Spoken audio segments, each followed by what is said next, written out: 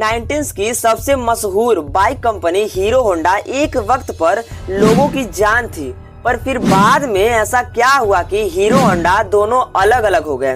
तो जानेंगे why Hero Honda were separated. असल में हीरो एक साइकिल बनाने वाली कंपनी थी जो पूरे दुनिया में साइकिल बनाने के लिए जानी जाती थी, जिसको 1956 में ब्रिज मोहन लाल मंजुल ने स्टार्ट किया था। 1975 तक हीरो इंडिया की टॉप साइकिल प्रोड्यूसर कंपनी बन गई थी, जिसके बाद भारत के अलावा फॉरेन में भी हीरो की साइकिल पसंद की जाने लगी। फिर ब्रिज मोहन जी ने देखा कि वर्ल्ड वाइड में मोटरसाइकिल काफी तेजी से ग्रो हो रहा है, वहीं दूसरी तरफ इंडिया में सिर्फ स्कूटर ही उस टाइम पर चलते थे। यही देखते हुए वो इंडिया में अफोर्डेबल बाइक बनाना चाहते थे, लेकिन दिक्कत ये थी कि उस टाइम हीरो के पास ऐसी कोई भी टेक्नोलॉजी अवेलेबल नहीं थी जिससे कि इंजन बनाया जा सके, जिसे नियरली हीरो को मोटरसाइकिल बनाना बहुत ही डिफिकल्ट सा टास्क लगने लगा।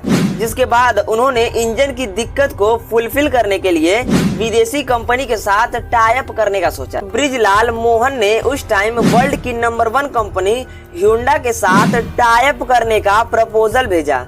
उस टाइम पर भी कोई भी फॉरेन कंपनी डायरेक्ट अपना बिजनेस इंडिया में स्टार्ट नहीं कर सकती थी। ऐसे में इस प्रपोजल के थ्रू होंडा को इंडिया में बिजनेस स्टार्ट करने का एक बेस्ट ऑप्शन मिल गया था। तो इसके बाद इन दोनों कंपनी ने 1984 में टाई अप कर लिया। लेकिन उस टाइम पर ये एग्रीमेंट साइन हुआ था इन दोनों कंपनी के बीच कि हीरो सिर्फ बाइक्स के बॉडी पार्ट मैन्युफैक्चर करेगी और होंडा बाइक्स के इंजन सप्लाई करेगा। इन दोनों कंपनी ने एनओसी भी साइन किया था कि दोनों में से कोई कंपनी फ्यूचर में एक दूसरे के अगेंस्ट न ही प्रोडक्ट लॉन्च करेगा और न ही सेल करेगा। यहीं से हीरो होंडा की स्टार्टिंग हुई। इसके बाद ये दोनों कंपनी ने अपना पहला बाइक CD100 1985 में इंडियन मार्केट में उतारा।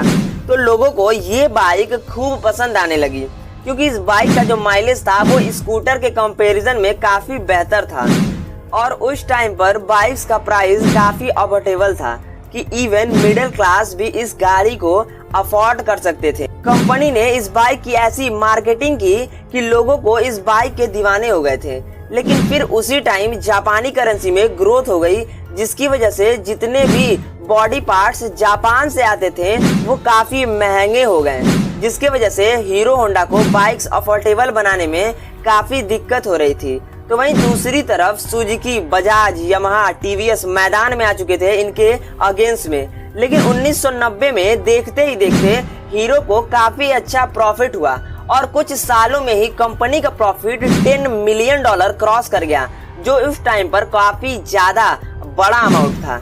लेकिन वहीं होंडा अपनी बाइक्स फॉरेन कंट्री में सेल कर सकता था, तो वहीं हीरो को अपनी बाइक्स इंडिया में ही सेल करना था, जिसकी वजह से हीरो कंपनी जो रुतबा विदेशों में चाहता था वो उसका नहीं बन पा रहा था। तो वहीं होंडा काफी तेजी से ग्रोथ कर रहा था। तो वहीं हीरो सिर्फ अपनी बाइक्स नेपाल, भूटान, बांग्लादेश तक ही बेच सकती, जिसकी वजह से कंपनी में आपसी रिश्ते खराब होने लगे।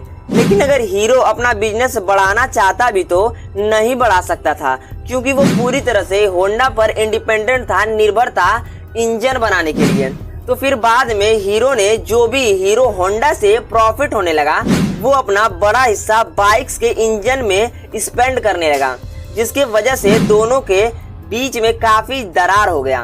तो जैसा कि दोनों कंपनी ने एनओसी साइन किया था कि दोनों में से कोई भी एक दूसरे के अगेंस्ट प्रोडक्ट नहीं बेचेगा, तो वहीं होंडा ने 1999 में इसके अगेंस्ट जाकर अपनी सेपरेट कंपनी बनाई। फिर बाद में उसी प्राइस में बाइक्स बनाना स्टार्ट कर दिया, जिससे इंडिया में होंडा ने अपनी बाइक्स हीरो होंडा के खिलाफ लाकर खड़ी कर दिया था, जिससे होंडा कंपनी होंडा के साथ साथ हीरो होंडा से भी पैसे काफी अच्छा ज्यादा कमा रहा था। और इन्हीं सब को देखते हुए ही हीरो ने होंडा से अलग होने का डिसीजन लिया और 2010 में दोनों ही कंपनी ने हमेशा के लिए अलग होने का फैसला लिया। हीरो होंडा कंपनी में 26% शेयर दोनों कंपनी के पास थे, जिसे बाद में होंडा ने हीरो को बेचने का डिसीजन लिया, वो 26% शेयर, जिसके बाद से हीरो ने कभी पीछे मुड़कर कभी नहीं देखा।